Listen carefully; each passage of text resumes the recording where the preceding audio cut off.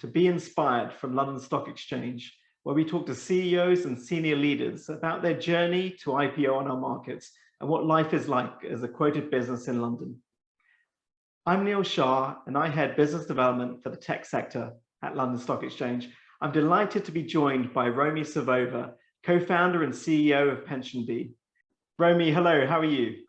I'm doing well. Thank you for having me today. Thanks for joining us. We're delighted that you could be here. Romi, perhaps we can just dive into the conversation and just hear a little bit about you and your journey to our markets. Sure. I have a fairly traditional, but also non-standard journey, I would say. My background is in fairly traditional corporate finance, and I did most of my time at Goldman Sachs and Morgan Stanley.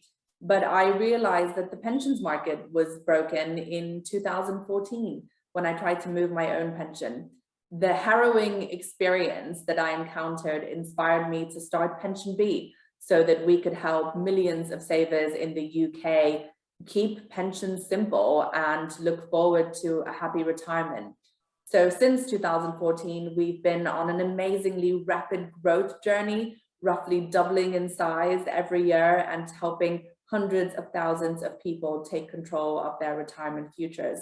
We listed on the London Stock Exchange earlier this year in a recognition of that growth profile and, of course, all of the growth that is to come as pensions remain critically important to the UK consumer. That's fantastic. And Romi, tell us about how you met your co-founder and how that idea became a reality.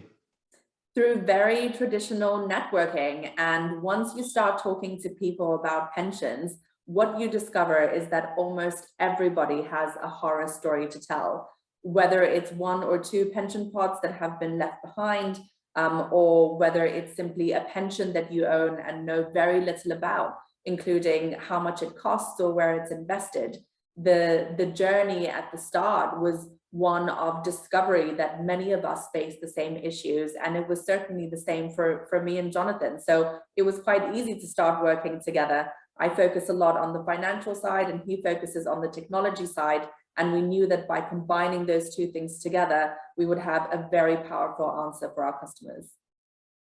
Well, is an IPO always part of the plan? Absolutely. I think we've always been quite open with our shareholders and with our employees that we aim to be listed. Our listed businesses in the UK have a very privileged position in the economy.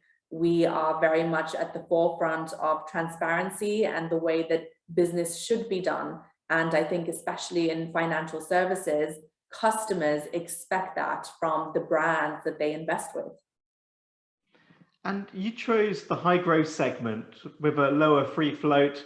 Your business was much earlier than some other companies that we see coming to our markets. How was investors' reaction to all of this? Well, we chose the high growth segment precisely because it allowed us to come to market slightly earlier than many other businesses do. We think that a lot of businesses wait far too long to access the public markets and to build up the profiles of themselves as public businesses. The high growth segment is a really flexible way to be listed on the main market and to acknowledge, of course, in our case, that we will be moving to the premium segment over the course of 2022. So I think it's a great entry point, especially for businesses that are young and promising, and as the segment says, growing quickly. Well, I'm glad that we could use the high growth segment because it was built for companies just like yours. And what a showcase. We're fortunate to have so many fantastic fintechs in the UK, but sometimes market watchers ask whether analysts and investors in the UK really understand tech, understand fintech, and you reached out to UK, US, and other international investors. How was your experience on those roadshows and the level of sophistication that you saw in our market, but also others?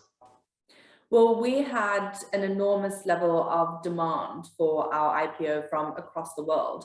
So, of course, we had UK investors, but we also had European continental European and American investors joining the roadshow and ultimately participating in the book build. I don't think that there is any reason why you would expect anything but global from the London Stock Exchange. And how has life changed since April for you personally? And what's different in your business today versus how life was pre-IPO? Well, to be completely honest, not much has changed. We have been a very fast-growing company since inception, and we listed so that we could raise capital and continue on that very rapid growth journey.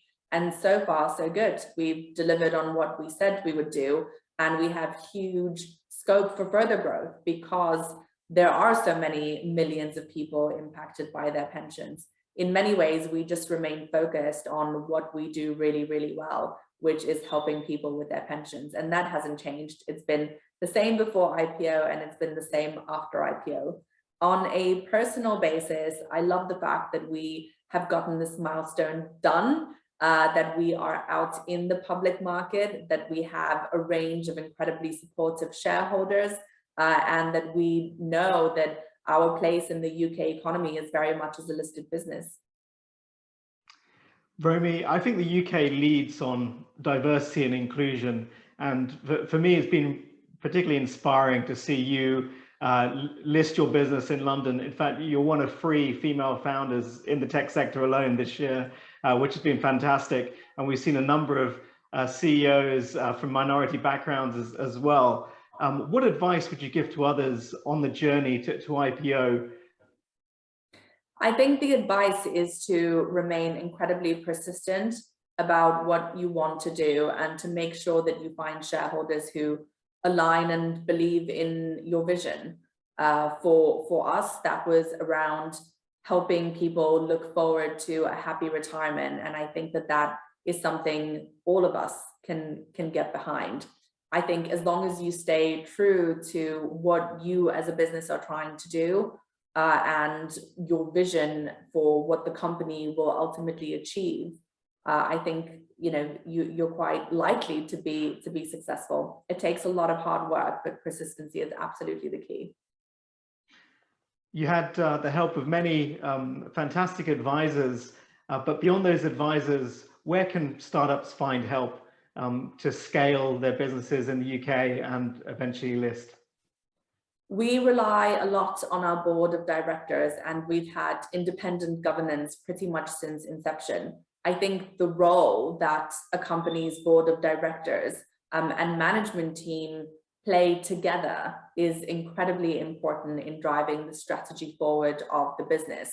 The UK has invested a lot in corporate governance, and companies have the opportunity to make more and more of that as directorships become more of a focus, frankly, in the economy, and as boards of directors themselves become more diverse. I think having the ability to have those important conversations, often with people who have done it before, but also who can bring a unique perspective to the discussion, is how to generate a lot of the ideas that you need in order to scale a business.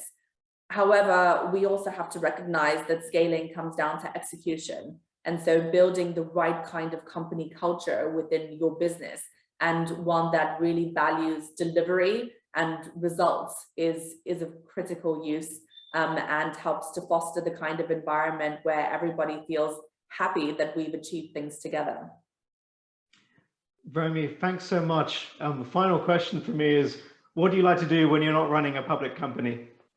I have 2 small children who keep me incredibly busy, and I was really fortunate they joined me at the stock exchange on the day of the listing. I hope it's a memory that they will also remember forever.